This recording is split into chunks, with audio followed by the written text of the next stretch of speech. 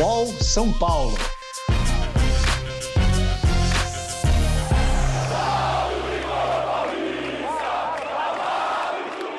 Salve, salve galera, salve, salve São Paulino, sejam bem-vindos a mais um episódio do nosso podcast UOL São Paulo, que você ouve todas as terças-feiras aqui no UOL e nas principais plataformas de podcast.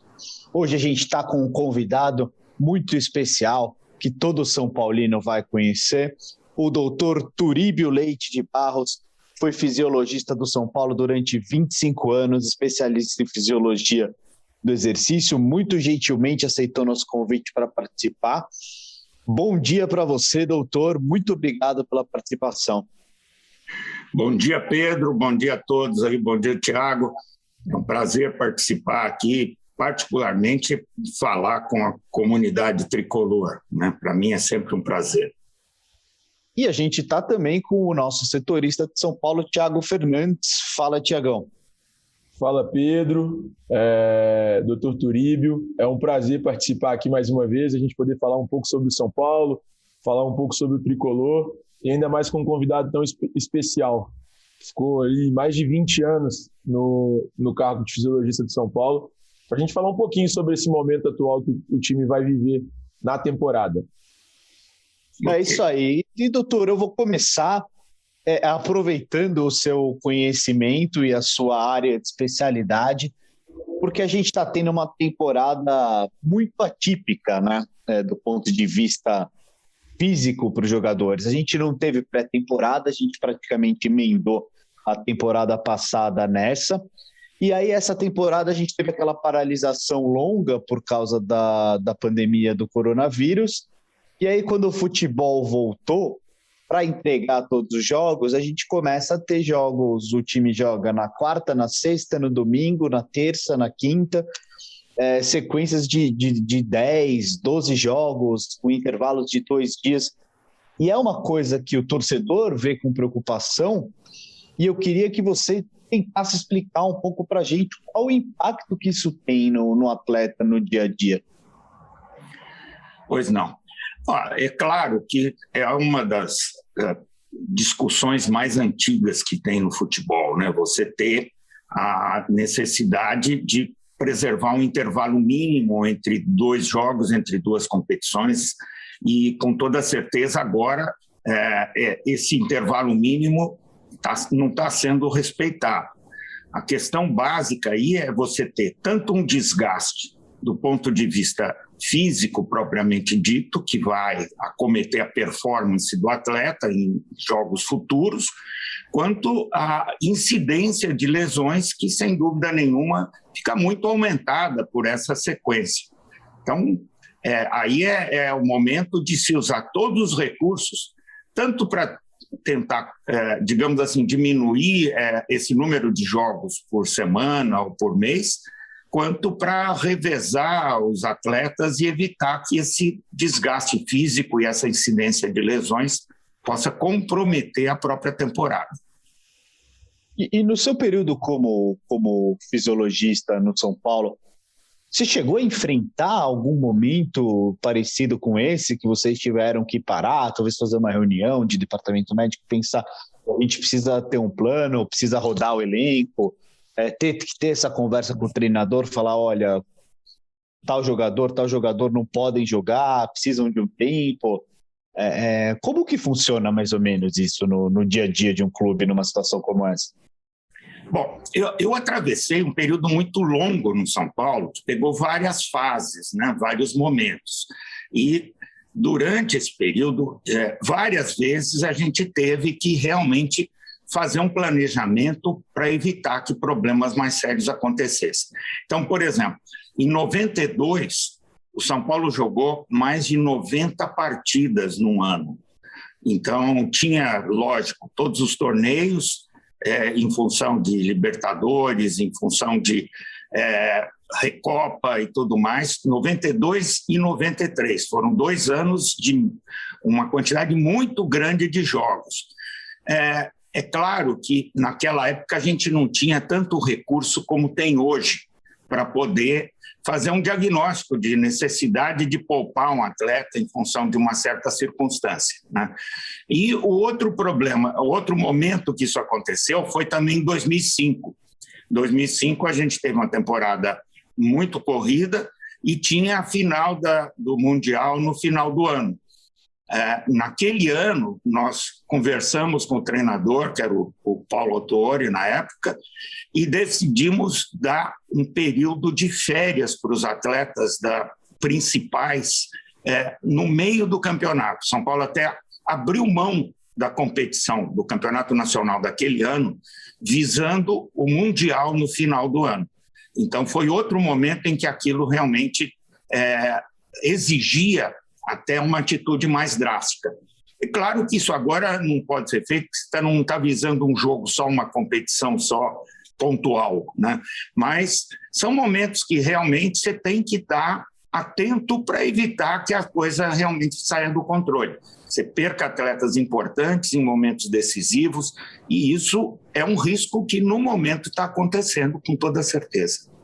Doutor Turíbio, analisando a situação atual do São Paulo, é claro que é difícil para o senhor explicar e detalhar, até por estar fora hoje do clube, mas analisando a situação atual do São Paulo, do ponto de vista da fisiologia, o que o senhor acredita que pode ser feito para que o São Paulo consiga driblar essa maratona na temporada? Porque agora o São Paulo tem um jogo na quarta pela Libertadores, depois tem na sexta pelas quartas de final do Campeonato Paulista, e depois no fim de semana tem um jogo que pode ser da semifinal, caso ele avance nas quartas de final do Campeonato Paulista. Lembrando que na semana que vem já teria outro jogo de Libertadores. Então, o que o senhor acha que poderia ser feito nesse momento? Pois é, Thiago, o problema agora é exatamente isso que você colocou. Você tem situações em que poupar um atleta pode acarretar num resultado que comprometa o próprio planejamento do clube, porque são jogos, praticamente todos eles, decisivos, né? Então, isso quase que não te deixa alternativa, a não ser que você tenha realmente um plantel muito grande e que possa compensar sem perda de rendimento a substituição de um atleta por outro. Mas nós sabemos que você tem atletas que, se ficarem aí poupados num jogo, podem sim comprometer o resultado e, consequentemente, a próprio objetivo da competição. Hoje, o que se faz é o seguinte: o clube tem, e praticamente todos os clubes têm isso, né? Aquela medida com GPS de distância percorrida no jogo. E eu sei que o que se está fazendo, entre outras coisas, é fazer uma somatória de distância percorrida ao longo de um período de tempo e tentar evitar que um atleta ultrapasse um limite crítico estabelecido subjetivamente pela própria comissão técnica. Então, isso é feito. Você tem ideia, porque é a quantidade de esforço físico proporcional à distância que se percorre, né? E faz uma análise disso quase que diariamente para poder ter na mão a possibilidade de indicar uma substituição quando você percebe que o atleta está passando de um limite crítico. Agora, esse limite ele é subjetivo, não tem literatura científica que te mostre isso para você usar de maneira objetiva. E tem recursos também, que são dosagens de marcadores bioquímicos de sobrecarga muscular, que, junto com outras informações, podem proporcionar a chance de você monitorar e perceber, não, aqui o risco é muito alto desse atleta ter uma lesão. Mas o imprevisível continua sempre existindo também. Então, ninguém tem pleno controle da situação, mesmo com esses recursos. E, doutor, isso varia bastante de atleta para atleta, né? De cada atleta tem uma fisiologia bem diferente um do outro, né? Varia demais. Você tem, Pedro, tem atletas que têm, lógico, uma genética mais favorável, né? Porque por trás de tudo está sempre a genética de cada um. Você tem, lógico, o componente de faixa etária, que é outro elemento aí de variabilidade individual. Você tem a função tática de cada um, que tem desgaste diferente. A gente sabe que um zagueiro, por exemplo, tem uma exigência física durante o jogo menor do que um jogador de meio campo, por exemplo, um ala. Então, todas essas variáveis têm que ser levadas em consideração. Por isso que é tão difícil, por isso que ninguém tem pleno controle da situação e possa, digamos assim, monitorar de maneira eficiente e evitar que problemas mesmo assim aconteçam. Doutor, e a gente vê uma variação de esporte para esporte também. Esse é um assunto que muitas vezes é debatido e às vezes nós não temos fundamentos o suficiente para compreendê-lo. Então, para entender um pouco, por que, por exemplo, num esporte como o tênis, um atleta consegue atuar em uma partida em um dia e depois atuar numa partida também de 3 horas em outro? No basquete, ele consegue atuar a cada 48 horas, por exemplo, na NBA. E no futebol a gente sempre fala naquele intervalo ali de 66 horas, se eu não me engano, né? Que é o intervalo mínimo entre uma partida e outra. Pois é, cada esporte, como você bem colocou, tem características diferentes. Todo esporte que é bem intervalado, né? Você vê, o tênis é intervalado, você tem disputa de pontos, recupera, tem pausas no meio de cada set, né? Isso dá tempo do atleta fazer uma ressíntese, digamos assim, né, que é o termo correto, da energia que ele está usando nesse intervalo que ele pode utilizar. O próprio basquete tem isso, e se você for ver também, o basquete ele tem uma substituição muito grande, o atleta joga, sente um pouquinho mais, sai, vai para o banco, descansa, volta, né? Então, claro, de qualquer forma, você tem um desgaste grande também, mas não é a mesma coisa que um jogo de futebol, que se for pensar, não tem pausa, né? Não dá para se fazer uma pausa, a não ser quando tem lá aquela pausa da hidratação, que eventualmente pode existir. Mas são 45 minutos corridos, e se você vê, o atleta percorre 90 minutos, alguma coisa em torno de 12, 13 quilômetros, né? Então, o gasto de energia é bem maior do que numa partida de tênis, do que numa partida de basquete. O tênis pode exigir muito, dependendo da duração, porque não tem duração por tempo, né? Então, às vezes, você vê partidas aí que chegam a 4 horas. Aí a gente passou do limite. Agora, um atleta de tênis que jogou 4, 5 horas, se for jogar no dia seguinte, com toda certeza ele está comprometido plenamente. É isso aí, a gente vai para o intervalo rapidinho, 1 minutinho, daqui a pouquinho a gente está de volta. Posse de Bola é o podcast semanal do All Sport sobre futebol. Às segundas e sextas-feiras, eu, Eduardo Tironi, converso com Juca Kfouri, Mauro César Pereira e Arnaldo Ribeiro sobre o que há de mais importante no esporte favorito do país.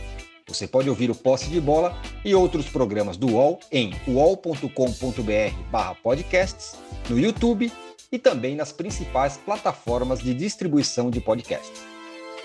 Salve, salve galera, estamos de volta aqui com mais um episódio do nosso podcast UOL São Paulo. Hoje a gente com uma presença muito especial do Dr. Turíbio, que os são paulinos conhecem muito bem, 25 anos no São Paulo, especialista em fisiologia do exercício, está ajudando a gente a entender como essa temporada atípica, com esse calendário maluco. Para quem não sabe, o São Paulo essa semana joga na quarta, depois joga na sexta-feira, depois vai jogar de novo no começo da semana. Como isso afeta os jogadores, né? E, doutor, o São Paulo tem jogadores veteranos aí, jogadores até que trabalharam com você na sua passagem pelo São Paulo. Tem o caso do Miranda, o Hernanes não está jogando, mas está no elenco. Tem o Dani Alves, que é um ala, né? Você estava dizendo que os alas e os meio-campistas acabam tendo um desgaste maior que os zagueiros. Uma sequência como essa requer muito cuidado com esses jogadores mais veteranos, né? O São Paulo precisa tentar, como você disse, usar todas essas ferramentas para dosar o tempo que eles vão passar em campo, o risco de lesão. Como funciona isso, mais ou menos?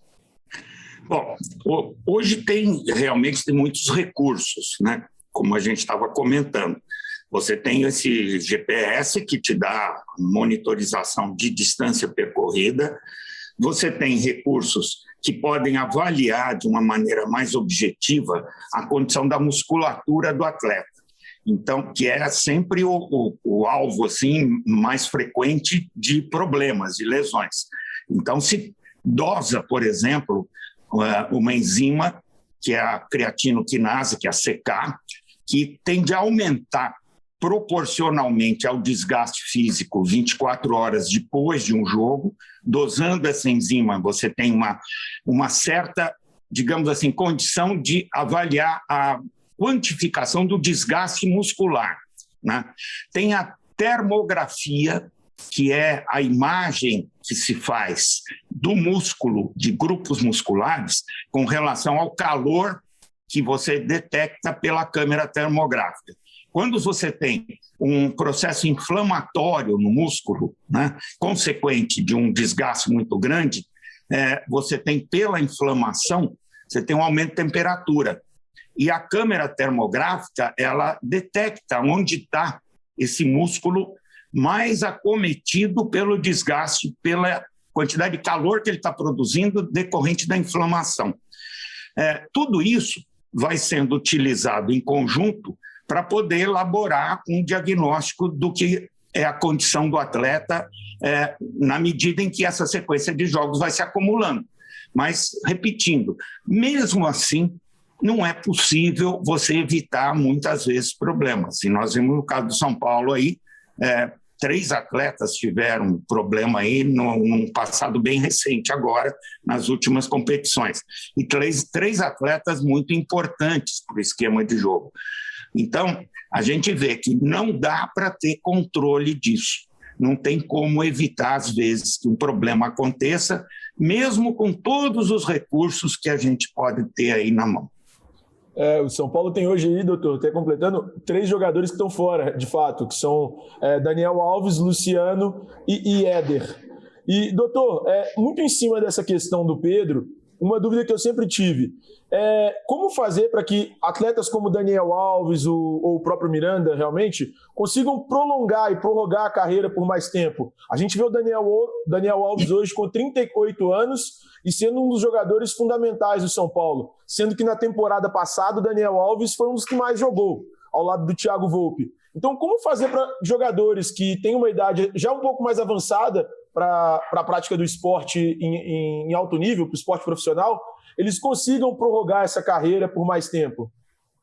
Então, Pedro, você vê que os casos que a gente sempre conhece de atletas que conseguiram prolongar a carreira com idade avançada, jogando em alto nível, sempre são atletas que, em primeiro lugar, como a gente comentou, têm uma genética favorável. Por trás de tudo está a bagagem genética que é soberana nessas circunstâncias. Por outro lado, são atletas que, pode avaliar isso, sempre tiveram uma disciplina de vida muito regrada. Souberam, digamos assim, respeitar aquilo que a gente sabe que interfere na longevidade da vida esportiva, né? Eu conheço bem, por exemplo, o Miranda, que está lá no São Paulo agora, que é um atleta muito consciente das necessidades, digamos assim, de respeitar certos parâmetros ali para poder ter uma vida esportiva e deixar para fazer as imprudências depois que parar de jogar, né? E, invariavelmente, são esses atletas. Você pega o Zé Roberto, que jogou também até muito além do limite que normalmente o atleta para, né? Então, eu acho que é o conjunto desses 2 fatores, a herança genética e a disciplina do atleta, de regras de vida para serem respeitadas. E, lógico, jogar também em clubes que tenham estrutura para poder dar o apoio necessário para que essas condições sejam respeitadas. E, doutor, além do risco de lesão também, esse calendário, no caso do São Paulo, é porque o São Paulo, depois da sua saída, o São Paulo entrou numa fase, ganhou a Sul-Americana ainda em 2012, mas entrou numa fase de jejum de títulos. Então tem uma pressão muito grande em cima do time, da torcida, às vezes até da imprensa. E se você vê a situação agora, o São Paulo não consegue priorizar, por exemplo, a Libertadores ao Paulista, porque se o São Paulo for eliminado do Paulista, vai vir a pressão. vai vir. Então tem que tentar colocar o melhor time para jogar em todos os jogos. Isso com o tempo não pode afetar o desempenho do time, os jogadores mais cansados, além do risco maior de lesão. Não chega um momento que eles começam a conseguir executar menos o que é pedido deles? Com certeza, né? Eu acho que você colocou um ponto fundamental. Essa pressão por falta de título é tremendamente prejudicial a um momento como esse. Porque não tem dúvida nenhuma. Você imagina, se o São Paulo tivesse ganho um campeonato paulista o ano passado, o ano retrasado, era o momento de você deixar o campeonato paulista como segunda opção, ou, na verdade, com bem menor importância, e priorizar, por exemplo, a Libertadores, que é aquilo que todo clube sabe representar o valor mais importante em termos de competição no futebol. Então, essa pressão, porque agora é aquilo, né? Quer dizer, qual o treinador que vai arriscar a perder um jogo, digamos assim, decisivo num campeonato, com toda a pressão que existe para você conseguir título e até comprometer a própria permanência dele no clube. Então, essa pressão é um ingrediente que, no caso do São Paulo, agrava a situação sem dúvida nenhuma. É muito difícil você administrar todo esse conjunto de fatores aí, tendo por trás uma enorme pressão para ganhar um título o mais rápido possível. Doutor, isso também me leva a questionar, e aí vale para todos os times aqui brasileiros que estão passando por isso, que vão enfrentar depois, times paulistas principalmente, né? Porque em outros estados a coisa está um pouquinho melhor, mas depois, mais tarde, no Campeonato Brasileiro, o São Paulo vai enfrentar um Flamengo, o Corinthians, na Sul-Americana, vai enfrentar um time da Argentina, um time da Colômbia, que não está passando por isso, o Palmeiras também. Isso pode, né, esse momento agora de calendário, nesse começo de temporada, isso pode levar até uma desvantagem competitiva lá na frente contra times que não tiveram que passar por isso, né? Sem dúvida nenhuma. Eu acho que isso é o preço que muito provavelmente vai ter que ser pago um pouquinho mais lá na frente, né? E tem que torcer muito também para não ter nenhuma lesão séria, né? Porque quando você tem lesão mais simples, que 2 semanas o atleta está de volta, né?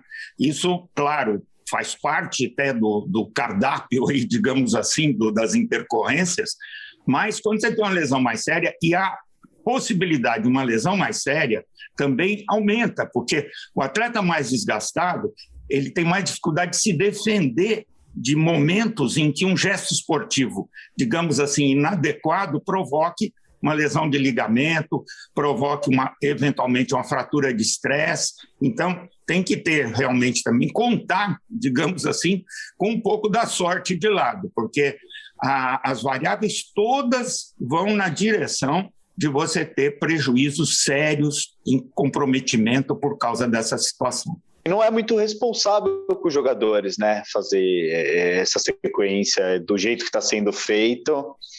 Não me parece ser muito... Não pensaram muito nos atletas, né? Eu acho que é isso. Eu acho que tinha uma pressão muito grande para se resolver o mais rápido possível a questão de reiniciar campeonato, né? Eu não sei se houve, porque precisaria ter havido uma discussão mais global disso, né? Global que eu digo é o seguinte: você tem que incluir Conmebol nessa planificação, tem que incluir a própria FIFA, teria que ter sido feita uma coisa com muito mais participação, mostrando os problemas que cada determinado país vai ter em função do calendário. Então, sempre se tenta resolver internamente, quer dizer, aqui é o Campeonato Paulista, tem que ter, quem decide realmente é só quem está envolvido, clubes e dirigentes no campeonato regional. Agora, não pode esquecer que você está jogando junto com uma competição sul-americana, você está jogando ao mesmo tempo que outras competições nacionais, Copa do Brasil e tudo mais. Então, a questão tinha que ter sido feita a partir de um entendimento mais globalizado. E, doutor, até acho que estamos acabando quase aqui o programa, mas a gente publicou uma matéria esses dias que o São Paulo vive um momento em que a equipe mais jogou nos últimos 2 anos e meio. Desde janeiro de 2019, a gente tem alguns dados que são do próprio clube, mostrando que o São Paulo é um dos clubes que mais jogou nesse momento. É um dos clubes, não, esse é o momento que o São Paulo mais jogou durante 30 dias em um mês. Então, o São Paulo chegou ao dia 11, que é hoje, completando um mês desde a volta do futebol após a paralisação por causa do agravamento da pandemia aqui em São Paulo, a 10.523 minutos. Então, sendo que o segundo lugar em um mês que o São Paulo mais jogou em termos de tempo foi em novembro do ano passado, quando o São Paulo fez 8.694 minutos. Então, a gente vê uma diferença muito grande de um período em campo para o outro. Ainda assim, sendo o segundo lugar, são 2.000 minutos ali de diferença. Isso atrapalha muito, né, doutor? Em relação à condição física, à questão fisiológica dos atletas. Sem dúvida. Agora, aí, Thiago, teria que se fazer também, isso o clube faz, com certeza, a análise individual, né, desse período todo. Quais foram os atletas que, digamos que, perfizeram uma permanência em jogos próximo de um limite que o clube fez, quer dizer, porque aí é que entra essa necessidade de revezamento, né? E pelo que a gente acompanha, vários atletas tiveram participação em quase todos os jogos que compuseram esse cômputo que você analisou. Esse é o problema individual, de atleta por atleta, para ver qual está sendo a exigência de cada um dentro desse calendário maluco, né? É isso aí. Para finalizar, doutor, você saiu do São Paulo em uma época, né, pegando um final ali de uma época muito vencedora. Foram 25 anos muito vencedores. E de lá para cá, o São Paulo deixou de ganhar títulos, entrou nessa situação de pressão, hoje enfrenta dificuldades financeiras muito grandes, tem uma dívida aí que beira os 600 milhões. Você acompanhou o São Paulo depois da sua saída e você consegue entender o que aconteceu como o clube que era líder, inclusive no seu departamento, né? Eu acho que o São Paulo foi um dos primeiros clubes a modernizar a questão da fisiologia, saiu na frente de todo mundo, fazia um trabalho acima da média, nesse e em vários outros departamentos. Como que o São Paulo, aos poucos, acabou ficando para trás? Você consegue entender isso? Você tem um diagnóstico seu pessoal? Olha, eu tenho algumas coisas que eu posso falar, tem outras que eu me permito não comentar, até por ética, por respeito e tal, né? Mas eu acho que houve realmente digamos assim, um menosprezo com um setor como esse que você colocou aí. Durante muito tempo, como todo mundo sabe mesmo, o São Paulo foi pioneiro em tudo isso, quer dizer, os outros clubes vieram atrás, na realidade. Quem tinha um departamento com a finalidade de monitorar o atleta, de dar retaguarda da ciência para você treinar, para recuperar e tudo mais, era o São Paulo.